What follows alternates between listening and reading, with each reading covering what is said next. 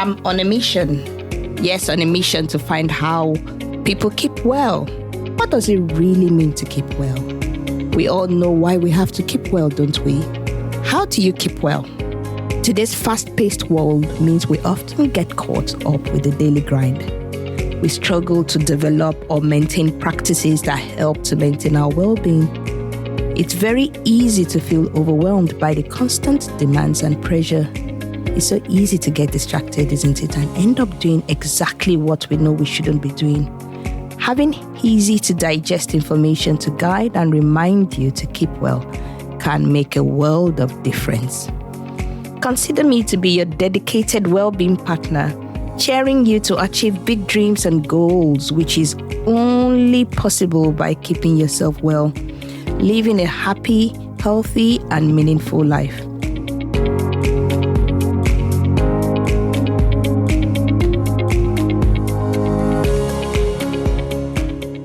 Hello, and welcome to How Do You Keep Well podcast. It's always such a delight to talk to you all. And I am Dr. Jaye. I'm a GP in the United Kingdom with interest in women's midlife health and lifestyle medicine. I do love sharing scientific insights in a simple way to keep you going, to keep you motivated, to help you create a positive, happy, healthy, and meaningful life. And today, my hope is to take you on a bit of quite a personal journey, a little window into my childhood and how nature has always been a significant part of my life. And then we will talk about experiencing nature using our senses of sight, sound, and smell. And what I really hope you can take away from this episode is the idea that you can build on or perhaps use when you go out on your walks or your run. You know, people talk about the mindful walk. What do you do when you're taking a walk out in the nature? And so today I want to teach you how to use your sense of sight and your sound, the sound you hear in nature and the smell, and see how this plays a role in your well-being. So growing up, I was lucky enough to have my own room. It wasn't always that way. I only got that room when my older sister got married and she moved out of the family home to live with her husband, as you would expect, okay? There is a huge 12-year gap between my sister and I. And I was very lucky to inherit the room and have, a little bit of time enjoying that room before I got married as well. And oh my, I loved that space. The room itself sat right in the middle of the house. It's a very large family house. It had a lot of rooms. I don't want to tell you how many rooms. And my room was just behind the veranda. The veranda itself had very big, massive windows in an L shape because of the shape of the building itself. And these windows didn't have like window glass or panes or whatever. They just had like a burglary proof and they had nets just in there. So that meant that all the fresh air coming from the fields, we had a large field, could come straight into the house. And if I left the door of my room open, then the fresh air comes right into my room. There was light and I could literally stand in front of my room at night and see the stars. It was lovely. I really loved that room. Even the thought of it right now is making me feel a bit homesick. Every morning, I loved waking up to the symphony of sounds, the soft chirping of birds, the cuckoo of cockerels greeting the day. And sometimes you could hear the distant beat of drums from church services, especially people who had gone to church overnight, what we call watch night services. And also you could hear the gentle calls to prayer from even nearby mosque. And this all floats through the air and it just gave you like a gentle support to wake up. And it was like the whole world woke up around me. I loved every moment of it. Some nights I would lie in bed and I would hear my dad's footsteps. And my dad had a walking stick. And when he's walking, you could hear the move, his walking stick go tap, tap, tap through the house. I absolutely love my dad. I don't know if I've spoken to you all about him before. Maybe one day I will. And when my dad walks through the house, I could always tell when he stopped right in front of my door. It was as if he was kind of checking to see if I was okay without actually calling me. And it was quite nice because he felt like he was watching over me. I really loved it. But thinking back now, I wondered if he was just soaking in the fresh air and enjoying the beautiful night sounds, just like I did. My father had a challenge with his eyesight, so he could literally feel his way around the house. But yes, despite his challenges, he lived life the best, and it was the best that anybody could ask for, even though some of my siblings may think otherwise. And we lived in this wonderful family house. At the time, it was out in the countryside in Lagos, just on the outskirts of Lagos in Nigeria. And it's one of the major, and it's Lagos is quite a popular city. You can't go to Nigeria and not go to Lagos, right? You have to go to Lagos, whatever you do. But over the years, this countryside hours of house of ours has turned into the area has turned into a very crowded area. There are lots of buildings there now. Even I don't really like going there because I still feel, oh no, we've lost the beautiful fields. Anyway, when we go outside at night, yes, this one, we had to avoid stepping on sticks because they could be snakes out enjoying the cool evening, just like we were. So we learned to carefully step over sticks and not pick up sticks at night. Growing up in Lagos, I really cherish the sights, the sounds, and the smell of nature. That deep connection with the natural world is something that has stayed with me. And it's why I still seek out nature in its purest form every chance I get. Being outdoors is where I feel most alive. And these days, my morning walk has they've become my favorite part of the day. What started as exercise for me has actually turned out into something much more. It's my lifeline. My morning walks are my lifeline. It's my way of reconnecting with that deep, calming energy that nature and nature alone gives us. So, my aim today is to give you something to think about. And hopefully, the more you think about it, the more the idea grows on you. And hopefully, the more likely you will take a chance on yourself to go out into nature. And you've probably heard about the think, what you think, and how it affects how you feel and how you behave. So this is it. I'm literally sowing a seed of nature into your heart right now as you listen to me. So my hope is that you begin to see yourself as that person who is living well, despite the presence of chaos, of drama, of stress, of anxiety, of illnesses, and whatever challenge life has thrown at you, particularly if you are in midlife. Remember, good health is not just the absence of illness, but it is a state of complete physical, mental, and social well being.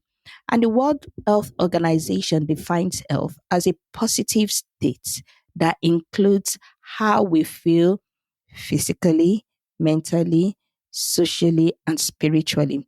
And this is how I have derived the Spices framework, which I talked about in the previous episode on aging. If you haven't listened to it, make sure you go back and listen to it, right? Well, again, just going back to the topic of what health is, a good health is how we react and we're resilient to life stresses and strain. It is the potential to bounce back stronger. And I tell you, nature ticks all of these boxes. Nature helps us keep well.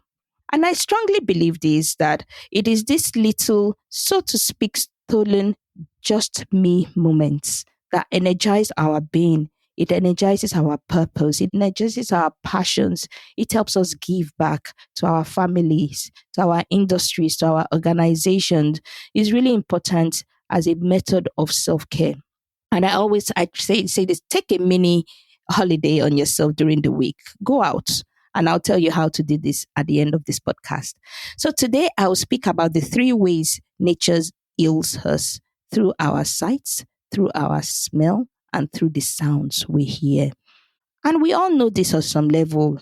We all know we need fresh air, don't we? When we go on holidays to these, exotic islands where we pay so much money to go, we stand in awe at the ocean. And sometimes we wade through muddy puddles. So, gosh, I have a story about that when my daughter took us around on a walk.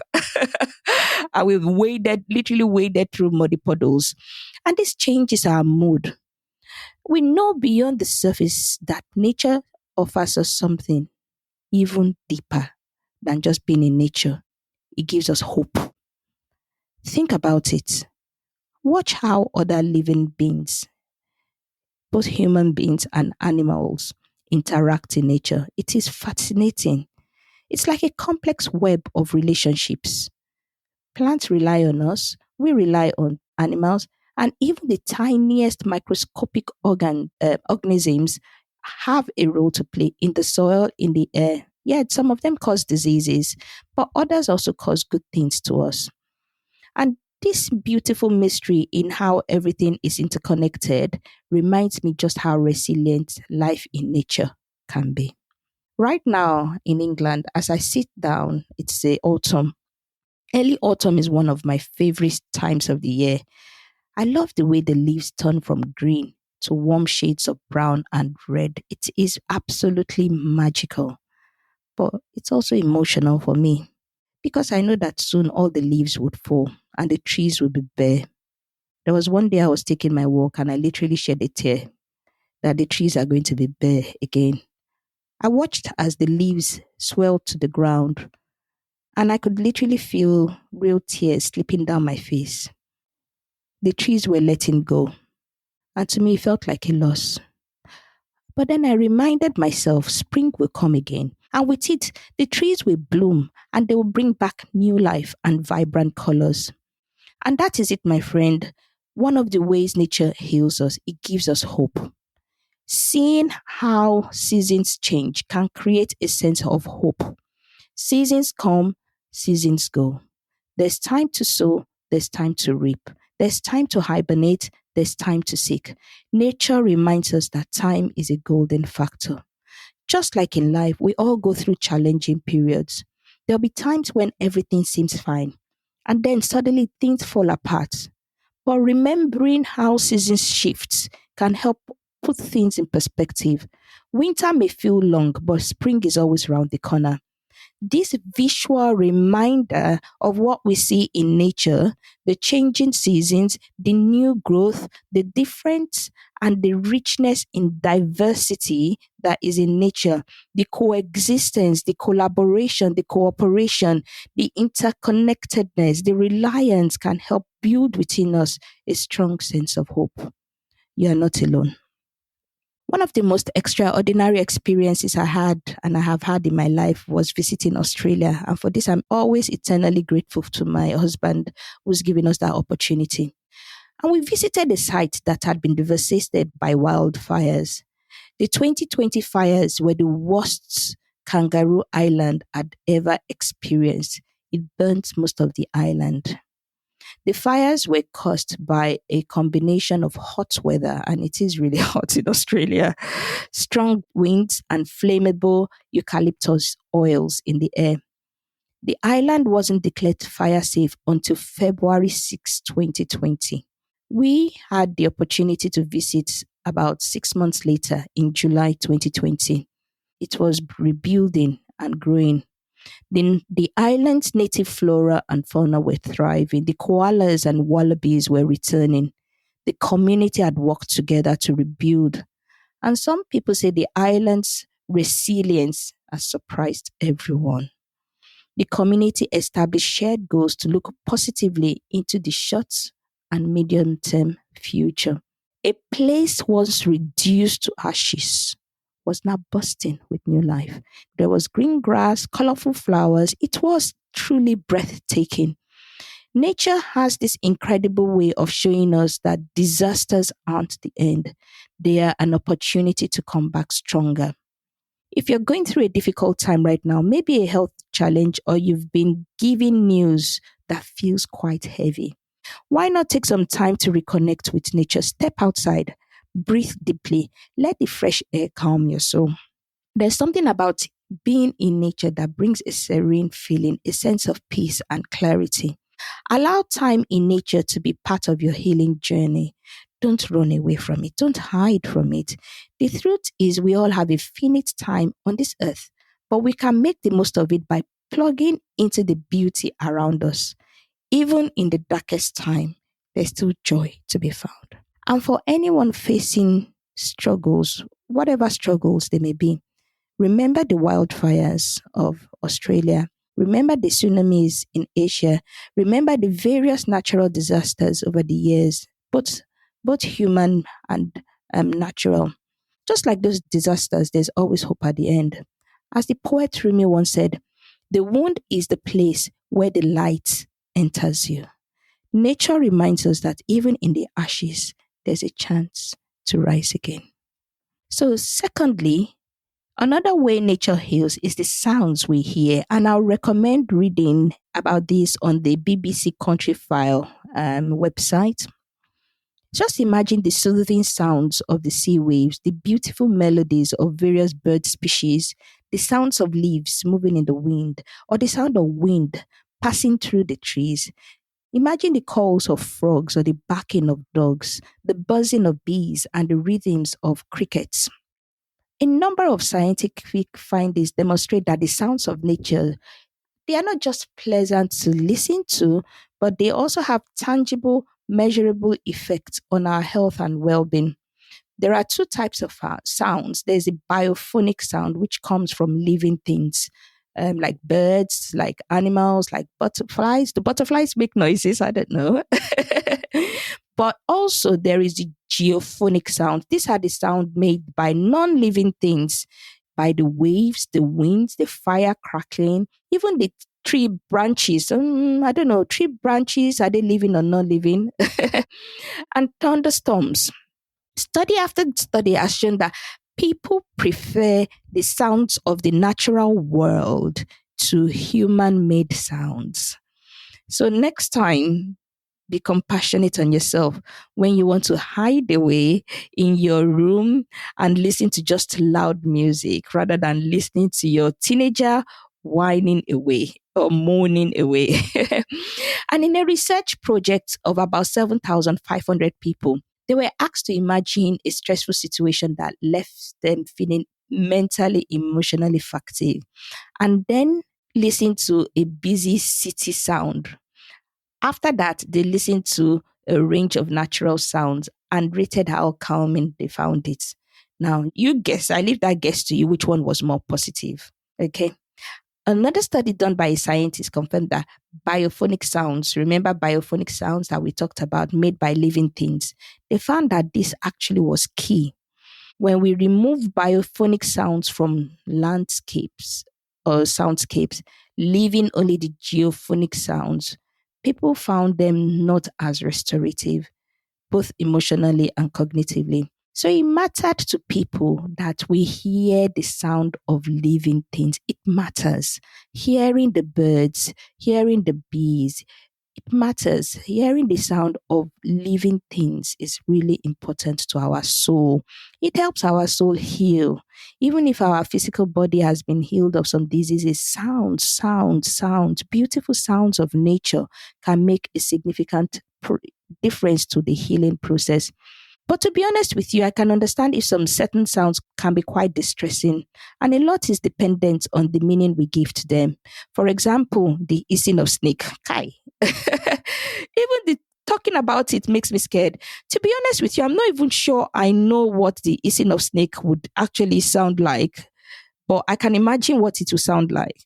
But it's just as easy as somebody saying, hear the hissing of the snake. And to be honest, I'll run for 40 because growing up, snakes were not like nice things. And it's the same thing with birds or the sound of some animals. I mean, I heard the sound of a koala once and I couldn't believe my ears. They're like, what is that? So, to be honest with you, some sounds will evoke some negative memories, some sounds evoke pleasant memories. So, for example, listening to the cuckoo of a cockerel actually evokes a lot of warmth to me, a lot of home and a lot of peace. So yes, sometimes you have to be selective with what you listen to because they generate powerful reactions within us. And a lot of the creative humans we have in this world, the Beethovens and all the musicians, actually have been inspired by the sounds of nature. And we know that the sounds of nature improves our cognitive performance. It improves our mental performance. It actually enhances our creative thinking. So next time you are lost for ideas, go out into nature and sit down there and listen. Being in nature, listening to natural sounds, it improves our mood. It reduces stress and it lowers our blood pressure. It helps our attention. It repairs our attention, helping us to focus on the sounds of nature. Imagine listening to a bird song or maybe sounds of running water. Compare that to the noise. If you've lived in Lagos, Lagos is such a noisy place. Imagine the difference. Now, some people took a test or some people undertook like attention tasks while listening to this one natural sound and the other man made sound. The people who listened to the natural sound actually scored higher in their tests because their attention, they were focused compared to people who were listening to kind of road traffic noises. They had a lower heart rate and they were even happier after the tests. Natural sounds also have the potential of eliciting the feelings of awe. Such feelings can make us feel small in a good way. We are humbled, we worry less about ourselves, and we behave even more altruistically. The awe of watching a violinist play in the woodlands is awesome. There's something that touches my soul about that. And also the sublime awe you hear when you hear something like a thunderstorm or you see lightning. It creates the sense of being part of something bigger. So also just kind of incorporating sounds, natural sounds into your sleep routine can potentially improve the sleep quality. People fall asleep faster and they wake up feeling more refreshed when they listen to nature sounds. And research suggests that both recorded nature sounds and just simple silence using earplugs can actually be effective in improving sleep. And nature sound shows a slightly larger effect in some studies. So, incorporating natural sounds into our daily life can potentially improve our overall health. It can reduce stress, it can enhance our cognitive and mental function, and it can boost our mood. Some people argue that we have very busy lives, and I get it, and I am a busy person as well. And they question if it is possible to gain the experience of nature sounds using digital systems. And I feel yes, you will still gain something. As they say, half a loaf is better than none. Actually, listening to natural sounds through our phone or media or when we are working, they do help us to a bit align even better when we go out because we then notice natural things a lot better. It makes us tune in into these experiences better when we are then out and about. And for me, that's why I enjoy watching documentaries about our environment. And of course, our national treasure here in the UK, Sir David Attenborough's Green Planet is a beautiful, beautiful watch. Who knows what may happen to me in few years? Well, watch this space. And finally, today, I will talk about the smell of nature.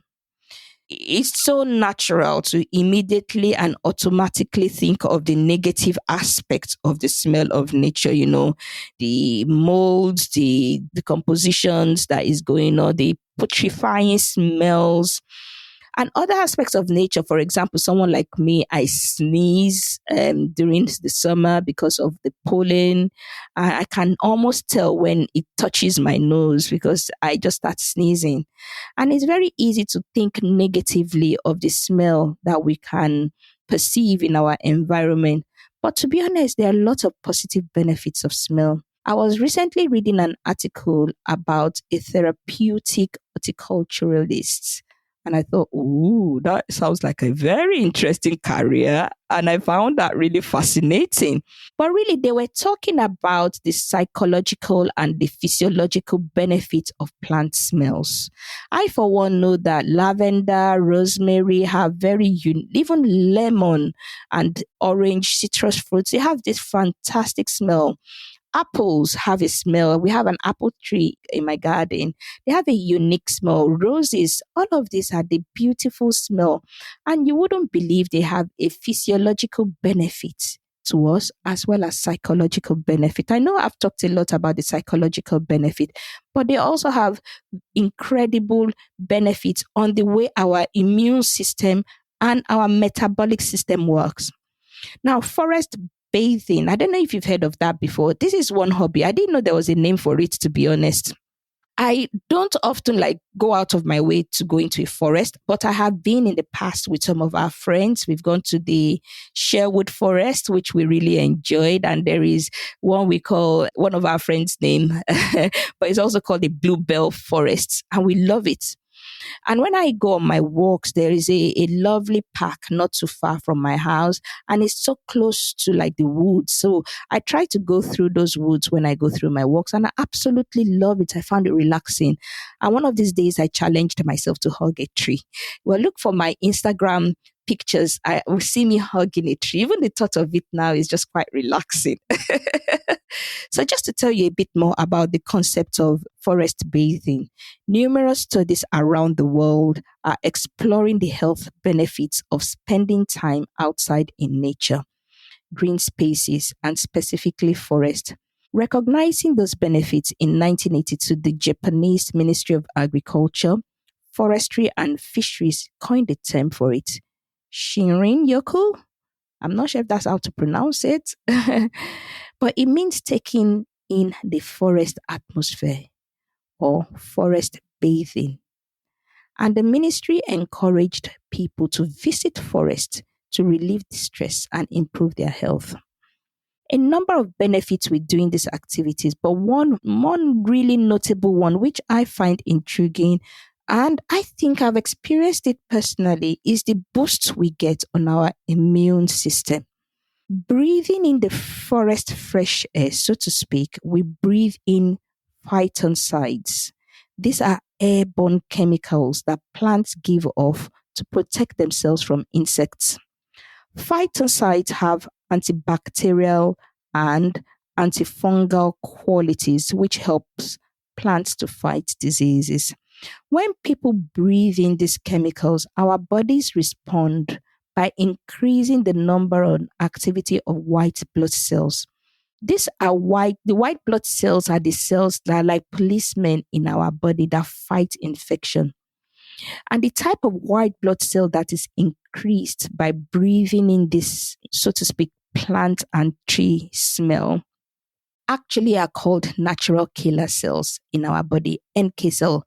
They kill tumor and they kill virus infected cells in our body. If you have a cold and you want to go out for a fresh air, please do go into the forest or any woods around you, and you find that your recovery process is going to be a little bit quicker. I have found that since doing my regular walks, I have found that I'm less prone to flu illnesses. And I'm grateful for how these little things can make such a big difference. Of course, I take my flu jab, and yesterday I took my flu jab and my COVID jab. And all these little things can make a significant difference to our well being, to how we keep well, to how we were productive, to how we contribute back to the society.